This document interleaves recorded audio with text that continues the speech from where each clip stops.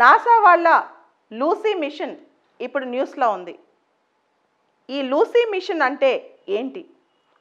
NASA వాళ్ళు జూపిటర్తో పాటు పయనించే కొన్ని ట్రోజన్ ఆస్ట్రాయిడ్స్ను చదవడానికి, వాటిపైన ఇన్వెస్టిగేట్ చేయడానికి ఈ లూసీ మిషన్ను లాంచ్ చేశారు. అయితే దీనికి లూసీ అని పేరు ఎందుకు పెట్టారు? లూసీ అనే పేరుకి చాలా విశిష్టత ఉంది. మన యాన్సిస్టర్స్ ఫస్ట్ ఒక లేడీ స్కెలిటన్ దొరికి ఆ ఫాజిల్ నుంచి చాలా రహస్యాలు కనుక్కున్నారు సైంటిస్టులు. మానవ జీవితం గురించి, మనుషులు అసలు భూమి మీదకి ఎలా వచ్చారు దీనికి సంబంధించి ఆ లూసీ నుంచి చాలా ఇన్వెస్టిగేట్ చేసి కనుక్కున్నారు. కాబట్టి అసలు ఈ ఫస్ట్ టైం ట్రోజన్ ఆస్ట్రాయిడ్స్ మీద పంపించే మిషన్ కూడా లూసీ మిషన్ అని పేరు పెట్టారు. అంటే ఫస్ట్ టైం మన చరిత్రలోనే ట్రోజన్ ఆస్ట్రాయిడ్ మీద ఇన్వెస్టిగేట్ చేసే మిషన్నే ఈ లూసీ మిషన్ అంటున్నారు. ఇప్పుడు ఈ మిషన్ వయసు 12 సంవత్సరాలు, అంటే కంప్లీట్గా స్పేస్ క్రాఫ్ట్ 12 సంవత్సరాలు ఉంటుందన్నమాట. ఇది 2033 వరకు దాదాపు ఇన్వెస్టిగేట్ చేస్తుంటుంది. దాదాపు 8 ఆస్ట్రాయిడ్స్, 8 ట్రోజన్ ఆస్ట్రాయిడ్స్ మీద ఈ రీసెర్చ్ జరగబోతోంది. ఇది కనుక సక్సెస్ అయితే ఖగోళానికి సంబంధించిన రహస్యాలు, సోలార్ సిస్టమ్కి సంబంధించిన రహస్యాలు, ఆస్ట్రాయిడ్స్కి సంబంధించిన రహస్యాలు, అసలు ప్లానెట్స్ ఎలా ఏర్పడ్డాయి దానికి సంబంధించిన రహస్యాలు, ఇలా చాలా రహస్యాలు బయటపడే అవకాశం ఉందంట. లూసీ మిషన్ వల్ల మన నాలెడ్జ్లో, అంటే ఈ ప్లానెటరీ సిస్టమ్ మీద మన నాలెడ్జ్లో కానీ, ప్లానెటరీ ఆరిజిన్స్ కానీ, సోలార్ సిస్టమ్ ఎలా ఏర్పాటైంది, వీటన్నిటికి సంబంధించి మనకు చాలా ఇన్సైట్స్ వచ్చే అవకాశం కూడా కనిపిస్తోంది. అయితే లూసీ మిషన్ దాదాపు 8 డిఫరెంట్ ఆస్ట్రాయిడ్స్ మీద ఇన్వెస్టిగేట్ చేయనుంది. ఒకటి మెయిన్ బెల్ట్ ఆస్ట్రాయిడ్ అయితే 7 ట్రోజన్ ఆస్ట్రాయిడ్స్ అన్నమాట. మొత్తం ఈ లూసీ మిషన్ ఖర్చు దాదాపు $981 మిలియన్ అంట. ఫస్ట్ ఆస్ట్రాయిడ్ విజిట్ అనేది ఇది మొన్న శనివారం లాంచ్ అయింది. కానీ ఫస్ట్ విజిట్ అనేది 2024 సంవత్సరం జరగవచ్చు, అన్నీ సక్రమంగా జరిగితే. సో భవిష్యత్తులో ఇంకా రకరకాల లూసీ మిషన్ ఫ్లైట్స్ అన్ని రకాల ఆస్ట్రాయిడ్స్లోకి వెళ్ళి దాదాపు 2023 దాకా, అంటే 2033 దాకా ఈ లూసీ ప్రయాణం జరగబోతోంది.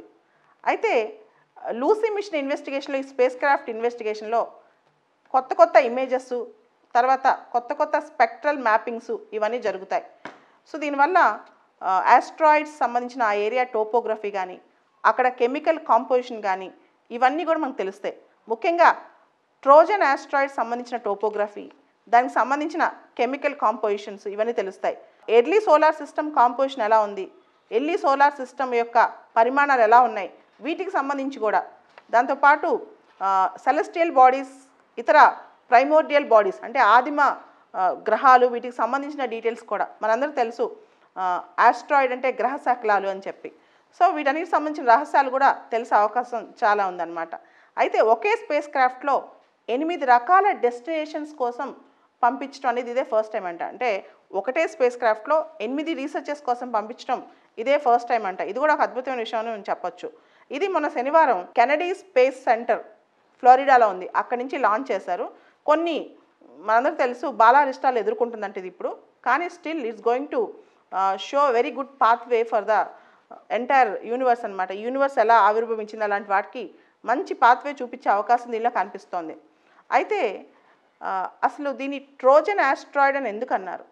ట్రోజన్ ఆస్ట్రాయిడ్స్ అంటే ఏంటంటే జూపిటర్ చుట్టూ, మొత్తం ఈ లూసీ మిషన్ అనేది జూపిటర్ చుట్టూ ఒకటే ఆర్బిట్లో తిరుగుతున్న ఆస్ట్రాయిడ్స్కి సంబంధించిన రీసెర్చ్ కాబట్టి దీన్ని జూపిటర్కి సంబంధించిన ట్రోజన్ ఆస్ట్రాయిడ్స్ అంటాం.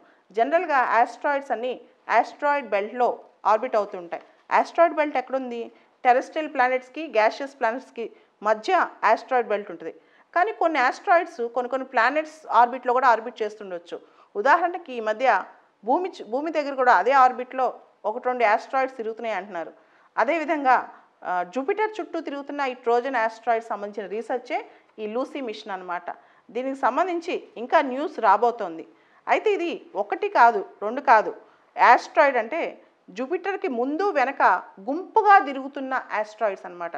అంటే చిన్న ఆస్ట్రాయిడ్స్ నుంచి పెద్ద ఆస్ట్రాయిడ్స్ వరకు జూపిటర్కి ముందు వెనక తిరుగుతున్న ఆస్ట్రాయిడ్స్. అయితే ఇక్కడ ఇంకొక డౌట్ కూడా మీకు రావచ్చు, ఆస్ట్రాయిడ్కి కామెట్కి తేడా ఏంటి? ఆస్ట్రాయిడ్స్ కామెట్స్ ఒకటేనా అని. యాస్ట్రాయిడ్స్ కామెట్స్ ఒకటి కాదు. మెయిన్గా యాస్ట్రాయిడ్కి కామెట్కి డిఫరెన్స్ చాలా ఉంది.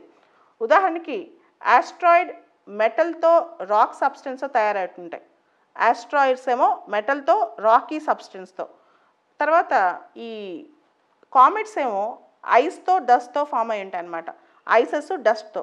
సో యాస్ట్రాయిడ్స్ వేరు, కామెట్స్ వేరు, కన్ఫ్యూజ్ అవ్వకూడదు. యాస్ట్రాయిడ్స్ అంటే గ్రహ శకలాలు. మనం వింటూ ఉంటాం గ్రహ శకలం వచ్చి భూమిని ఢీకొంది, భూమిలో అప్పుడు చాలా మార్పులు వచ్చాయి, కొత్త యాస్ట్రాయిడ్ వచ్చి భూమిని ఢీకొనబోతోంది, ఇట్లా రకరకాల మాటలు. సో దీనిలో యాస్ట్రాయిడ్స్ అంటే గ్రహ శకలాలు, యాస్ట్రాయిడ్స్ వేరు, కామెట్స్ వేరు.